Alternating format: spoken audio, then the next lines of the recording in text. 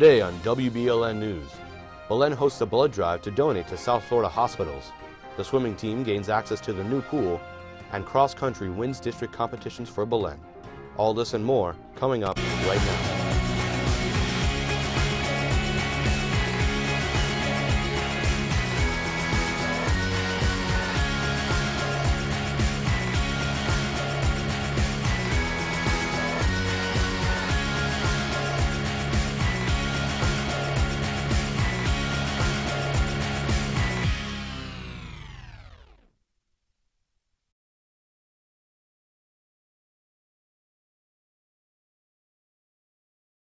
Good morning, Belen. I'm Danny Esteban. And I'm Mario Fernandez, and welcome to this edition of WBLN for October 26, 2018.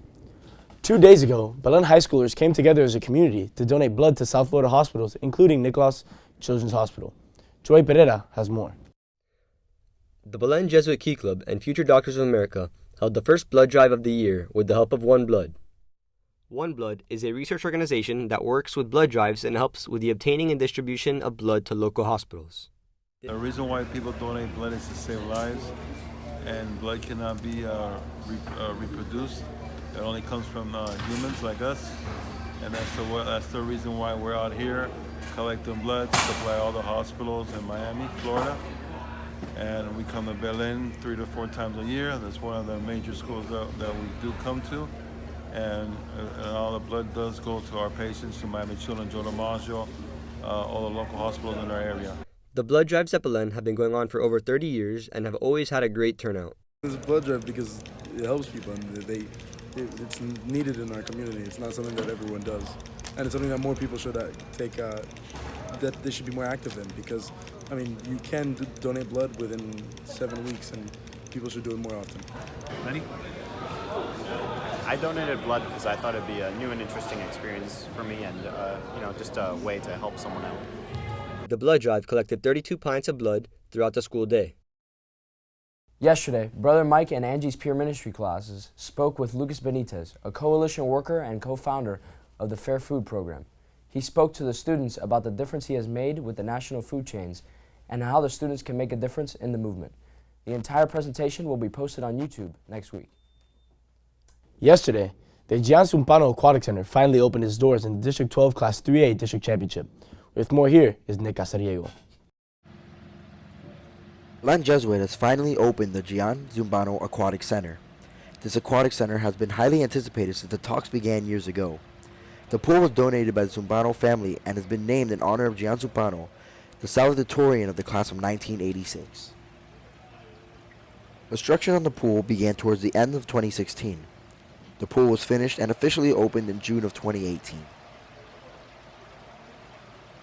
The pool in the Gian Zumpano Aquatic Center is an Olympic-sized pool, measuring 50 meters long and 25 meters wide. This pool is much bigger and deeper than the pool Belen already has, which makes Belen swimmers and water polo players much more excited to compete. The pool also includes a warm-up area, apart from the pool. This allows swimmers to warm up for their race while another race is happening. Competitions officially began being held in the pool on Wednesday, October 24th. This is the first competition held in the Gian Zumpano Aquatic Center, and the school is hoping to have many more competitions take place in it. With WBLN, I'm Nicholas Casariego. Enrique Sori joins us now to give us the latest on packages targeting several prominent Democratic figures. How you doing? Good morning, guys. Investigators believe some of the suspicious packages targeting several prominent Democratic figures this week may have been sent from Florida. Officials are scrambling to find any additional clues that could lead them to a suspect. My brave staffers and I saw those weapons of hate up close. Congresswoman Debbie Wasserman Schultz, one of the targets of a twisted plot, speaking out for the first time since the urgent nationwide hunt for a suspect intensifies. The FBI is treating the case as an act of domestic terrorism.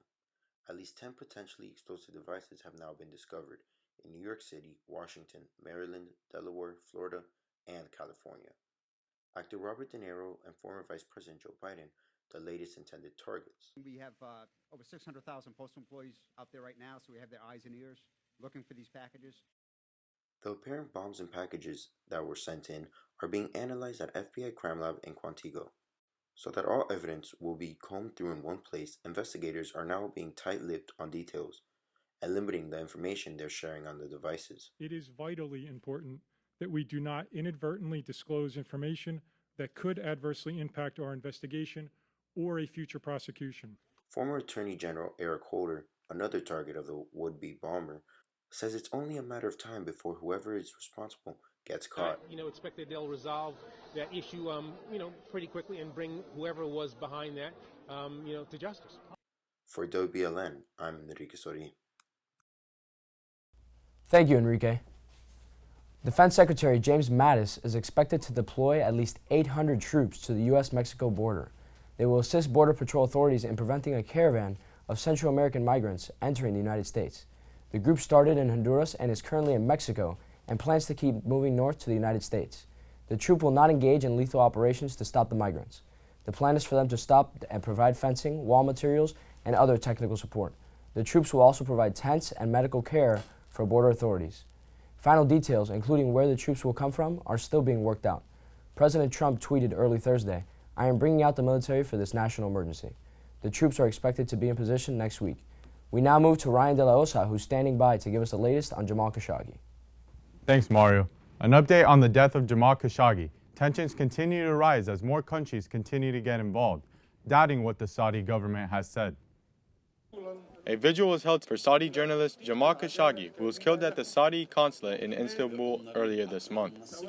Supporters held signs that included an image of Khashoggi that included the words, "Khashoggi's friends around the world."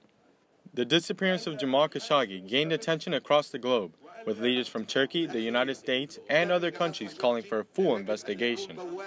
The government of Saudi Arabia changed their story a few times over the last 3 weeks, only recently admitting that the journalist was killed at the Saudi consulate. While Saudi Arabia has stated that Khashoggi's death was a result of a physical altercation with the officials at the Saudi consulate, Turkey has been adamant that Khashoggi was actually brutally murdered, and the country's attorney general calling the killing premeditated. Guys, here's your scoop for today. The Ignatian Center for the Arts is proud to present the award-winning musical 1776, premiering Friday, November 30th at 7:30 p.m. in the Roca Theater. General admission tickets are $17 pre-sale or $20 a day of the show. Pre-sale tickets may be purchased at belenjesuit.org/Roca Theater. For more information, contact the ICA office. Registration is now open for the 7th annual Battle Like a Wolverine 5K presented by AutoNation. The 5K will take place on the Belen Jesuit campus. The starting and finish line is at De La Cruz Stadium. The 5K will begin promptly at 9 a.m. Pre-registration is $20 and same-day registration is $30.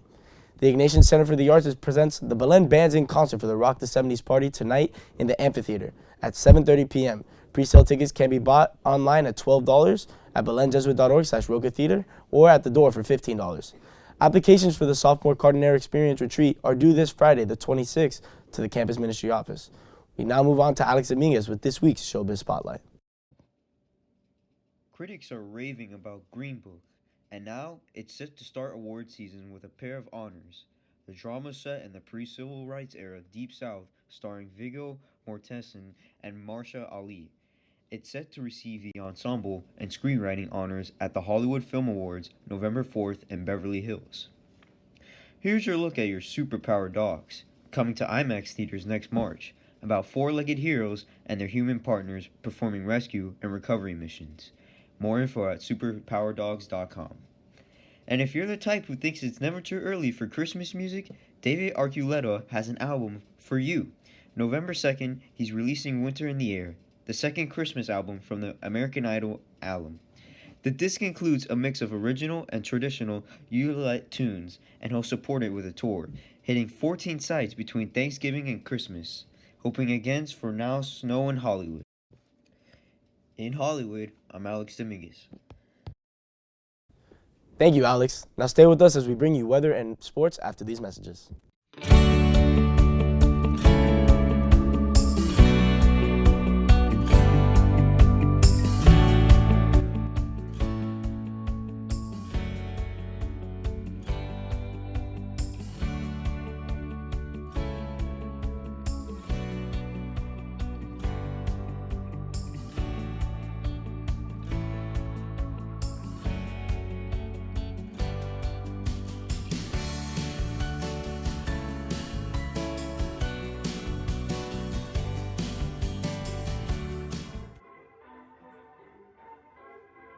To all you juniors out there, we have a special invitation for you. If you want to know yourself, your brothers, and the Lord better, come to Junior Encounter.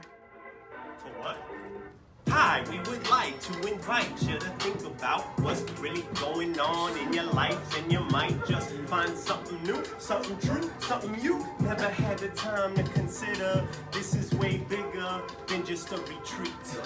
All your doubts, hopes, and dreams, everything in between, this is your entire life, bro. Take a time out, bro. Time to find out what God has in mind for your whole life, bro. I mean, oh my, whoa, no more bomber. God gon' drop the bomb on you with a true encounter with yourself, your brothers, and the Lord. I invite you, come aboard. It's that true encounter with yourself, your brothers, and the Lord. I invite you, come aboard. It's that true encounter with yourself, your brothers, and the Lord. I invite you, come aboard. If you want to know God, your brothers, and yourself better, come to Junior Encounter.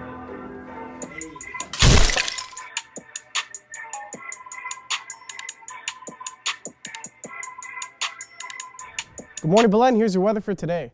Today we're going to be seeing a high of 89 degrees with a 20% chance of rain and partly cloudy skies. Later on tonight, we're going to be seeing a high of 78 degrees with a 20% chance of rain and also partly cloudy skies.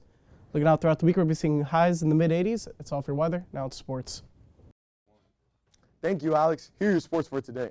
The Belen cross country team won its 37th district title and 15th in a row at Larry and Penny Thompson Park. The team was led by freshman Adam Mogulus. The team scored 15 points, a perfect score. Up next is regionals to be held next Saturday at South Fork High School in Stuart, Florida. The Belen Jesuit golf team, represented by Brian Reyes, Manu Romero, Andres Luter, and Andres Grande and Sebastian Barcia, came up just short of advancing to the school's first state championship as a team by a mere 3 strokes. Junior Andres Luter and senior Manu Romero led the Wolverines with an impressive plus 375 score, which placed them tied amongst all competitors at 4th place. Congrats on Andres Luter, who will be representing Belen in the state championship. This past Wednesday, the swim team held its 3A District 12 championship at the brand new Gian Zumpano Aquatic Center. Some highlights include Hector Paz, sophomore, winning the 200-yard IM and Andres Wong taking first place in the 100-yard freestyle. The team finished winning the district runner-up award, which will lead them to the regionals next week. The varsity football team plays Southwest in the district championship. This is a big game for the team as it will determine their postseason. Make sure to go support at 3:30 at Tropical Park. The Belen 6th grade team defeated Westminster 14-0 to finish their 8-game season with a perfect 8-0 record. The 2018 Wolverines are the only undefeated 6th grade football team. The 6th grade football team captured the Tri-County League Championship. This is the second year in a row that the 6th grade football team has won the award. The Wolverines offense averaged 19 points per game, while the defense only allowed 14 total points all season. 6 of 8 opponents were held scoreless. The Miami Dolphins took on the Texans last night. The Dolphins lost 42-23. Deshaun Watson threw for 5 TDs, and the Texans dominated the Dolphins' defense. Dolphins play the Jets next Sunday. Your Miami Heat dominated the Knicks 110-87. Whiteside led all players with 22 points on going 8 of 14 shooting with 3 blocks. The next game is Saturday, 8 p.m. against the Trailblazers. In Game 2 of the World Series, the Red Sox defeated the Dodgers 4-2, going up 2-0 in the series. Next game is tonight at 8 p.m. That's all for sports. Now back to you guys at the desk. Thank you, Pinto. Be sure to follow us on Instagram, Facebook, and Twitter.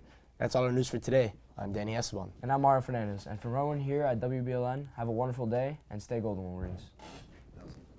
Great show. Great show.